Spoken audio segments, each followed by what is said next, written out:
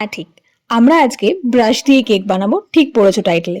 যখন মাথায় কোনো আইডিয়া আসে না, কোনো কিছু ভালো লাগে না, কোনো রেফারেন্স পিকচার ভালো লাগে না, কাস্টমার বহু পুরনো কোনো একটা ছবি দেখিয়ে আমাকে বলে এটা রিক্রিয়েট করতে, তখন আমি এই ট্রিক্সটা অ্যাপ্লাই করি আর এটাতে লুকটা দারুণ আসে। এটা কি? এটা হচ্ছে অয়েল সিলিকন ব্রাশ। এই সিলিকন ব্রাশ দিয়ে এত সুন্দর সুন্দর কেকের টেক্সচার বানানো যায়, তোমাদের দেখে মনে হবে এটা ভীষণ ক্লাসি এবং প্রফেশনাল কারোর বানানো। তো যখন এরকম কোনো আইডিয়া থাকবে না বা কেকটার সারফেসটা প্লেন রাখতে রাখতে তুমি বোর হয়ে যাবে, তখন এই ধরনের টেক্সচার তোমরা দিতে পারবে।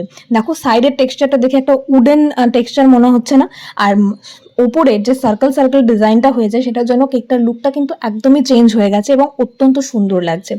খুব সিম্পল কেক ছিল, 1 পাউন্ডের কেক। এখানে আমি পার্পল কালার ইউজ করেছি আর নোজেলটা ছিল 1 mm। তোমাদের এই আইডিয়াটা কেমন লাগলো আমাকে কমেন্ট করে জানিও, আর চ্যানেলটা সাবস্ক্রাইব করতে ভুলো না।